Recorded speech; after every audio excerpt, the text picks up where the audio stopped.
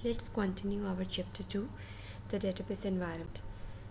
Today I will discuss the contents on pages 28 and 29 and the topic is mapping. We will also discuss representation of data at different levels.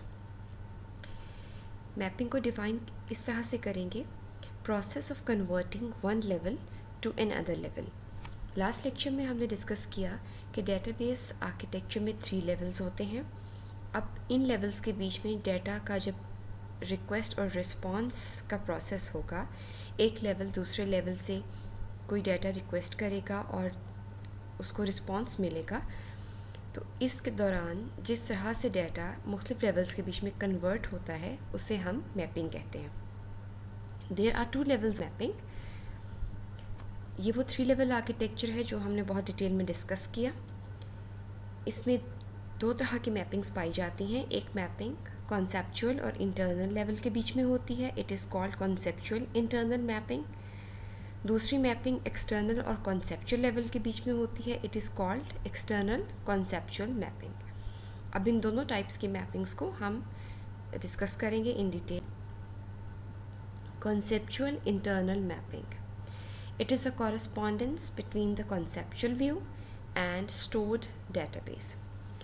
Conceptual level पर मौजूद schema और internal level पर मौजूद schema किस तरह से आपस में कॉरस्पॉन्ड करते हैं. इंटरनल लेवल पे हमने डिस्कस किया था, हम देखते हैं कि डाटा को असल में स्टोर कैसे किया जाता है. और कॉन्सेप्चुअल लेवल पर हमने डिस्कस किया था कि यहाँ पर डाटा की डेफिनेशंस, रूल्स, कॉन्स्ट्रेंट्स डिफाइन किए जाते हैं. अब ये 2 लेवल्स आपस में किस तरह से कॉरस्पॉन्ड करते हैं, इसको हम कॉन्सेप्चुअल इंटरनल मैपिंग में डिस्कस करते हैं. It defines how conceptual records and fields are represented at the internal level. यानी conceptual level पर जिस तरह से हम डाटा डिफ़ाइन करते हैं वो internal level पर स्टोर किस तरह से होता है, ये conceptual internal mapping में डिस्कस किया जाता है. What if structure of stored database is changed? यानी अगर हम internal schema में change कर दें तो क्या होगा.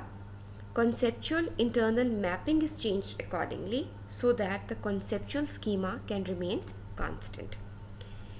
Internal level पर हमने internal schema change किया और हम चाहते हैं कि internal schema change होने के बावजूद हमारा architecture काम करता रहे.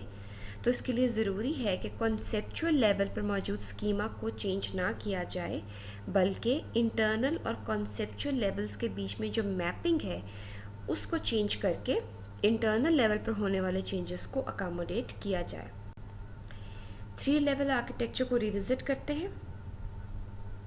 अभी हमने ये डिस्कस किया कि अगर हमने इंटरनल स्कीमा को चेंज कर दिया तो इसकी वजह से कॉन्सेप्चुअल स्कीमा पे क्या असर पड़ेगा. हम चाहते हैं कि हम कॉन्सेप्चुअल स्कीमा को चेंज ना करें, इसलिए हम कॉन्सेप्चुअल इंटरनल मैपिंग को अकॉर्डिंगली चेंज करते हैं ताकि कॉन्सेप्चुअल स्कीमा अनचेंज्ड रहे और कॉन्सेप्चुअल लेवल पर स्कीमा बग़ैर किसी चेंज के इंटरनल स्कीमा जो चेंज हो चुका है उसके साथ काम करता रहे. क्योंकि हमने कॉन्सेप्चुअल और इंटरनल मैपिंग को चेंज किया है according to the changes made at the internal level. Mapping की दूसरी टाइप जो हम डिस्कस करेंगे वो एक्सटर्नल कॉन्सेप्चुअल मैपिंग है. यानी ये एक्सटर्नल लेवल और कॉन्सेप्चुअल लेवल के बीच में पाई जाती है. It is the correspondence between a particular external view and conceptual view.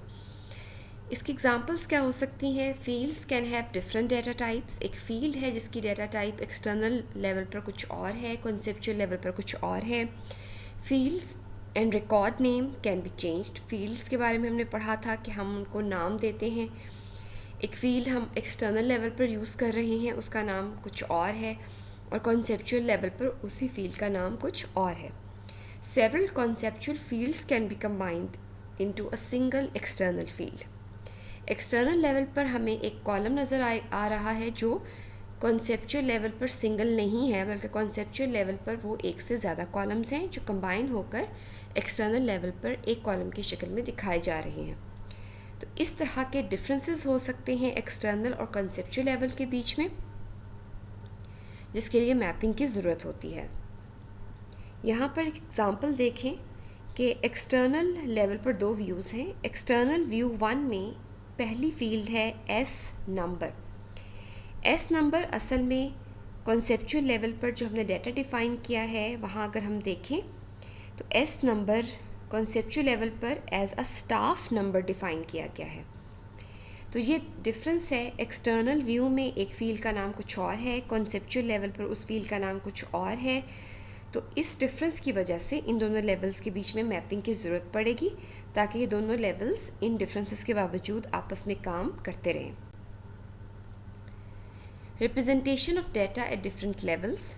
Database architecture में हमने डिस्कस किया कि 3 लेवल्स होते हैं और तीनों लेवल्स का अपना अपना एक स्ट्रक्चर होता है और वो मुख्तलिफ टास्क्स परफॉर्म करते हैं। इन डिफरेंट लेवल्स पर डाटा किस तरह से रिप्रेजेंट किया जाता है। Let's revisit the 3 level architecture. अब हम देखते हैं कि मुख्तलिफ लेवल्स पर डाटा किस तरह से प्रेजेंट होता है। कॉन्सेप्चुअल लेवल पर हमने एक स्कीमा डिफ़ाइन किया, हमने एक मेटा डाटा डिफ़ाइन किया कि हमने कुछ डाटा रखना है। डाटा में 3 किस्म की फील्ड्स हैं, नेम, डेट ऑफ बर्थ और डिपार्टमेंट नंबर। ये हमारा मेन मेटा डाटा है। अब इस डाटा की बेस पर एक्सटर्नल लेवल्स पर मुख्तलिफ व्यूज़ क्रिएट किए जा सकते हैं। जैसे user 1 first name, last name और डेट ऑफ बर्थ देख रहा है, जबकि हम देख रहे हैं कि कॉन्सेप्चुअल लेवल पर डेट ऑफ बर्थ की फील्ड मौजूद है, फर्स्ट नेम और लास्ट नेम मौजूद नहीं है। कॉन्सेप्चुअल लेवल पर नेम की जो फील्ड पाई गई है उसको एक्सटर्नल लेवल पर यूज़र 1 के लिए 2 हिस्सों में डिवाइड कर दिया गया है।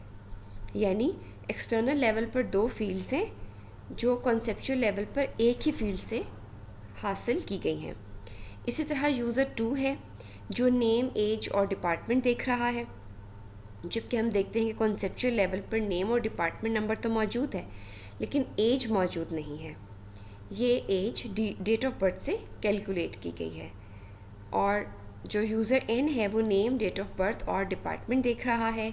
नेम और डेट ऑफ बर्थ हमारे कॉन्सेप्चुअल लेवल पर मौजूद है, जबकि डिपार्टमेंट की फील्ड का नाम कॉन्सेप्चुअल लेवल पर डिपार्टमेंट नंबर है और एक्सटर्नल लेवल पर डिपार्टमेंट है। तो इस किस्म के जितने भी डिफरेंसेस यहाँ मौजूद हैं उन सब के लिए एक्सटर्नल और कॉन्सेप्चुअल लेवल के बीच में मौजूद मैपिंग इन डिफरेंसेस को हैंडल करती है। इसी तरह अगर हम मज़ीद नीचे चले जाएं तो इंटरनल लेवल पर डाटा को किस तरह से रखा जाता है कि हमारा हर रिकॉर्ड 3 फील्ड्स पर मुश्तमिल है, नेम, डेट ऑफ बर्थ और डिपार्टमेंट नंबर। हर रिकॉर्ड से पहले एक रिकॉर्ड हेडर डाला जाता है। जितने भी रिकॉर्ड्स होंगे उन सबसे पहले एक रिकॉर्ड हेडर होगा और रिकॉर्ड्स हमारे एक ग्रुप की शक्ल में होंगे और रिकॉर्ड्स के हर ग्रुप के शुरू में एक ब्लॉक हेडर डाला जाएगा। इससे मज़ीद नीचे चले जाएं तो डाटा को बाइनरी फॉर्म में स्टोर किया जाएगा, यानी in the form of sequence of zeros and ones, जिस तरह से टिपिकली डाटा एक कंप्यूटर सिस्टम में स्टोर किया जाता है। हमारा आज का टॉपिक यानी मैपिंग हमारे पिछले टॉपिक 3 लेवल आर्किटेक्चर से रिलेटेड था। That's all for today.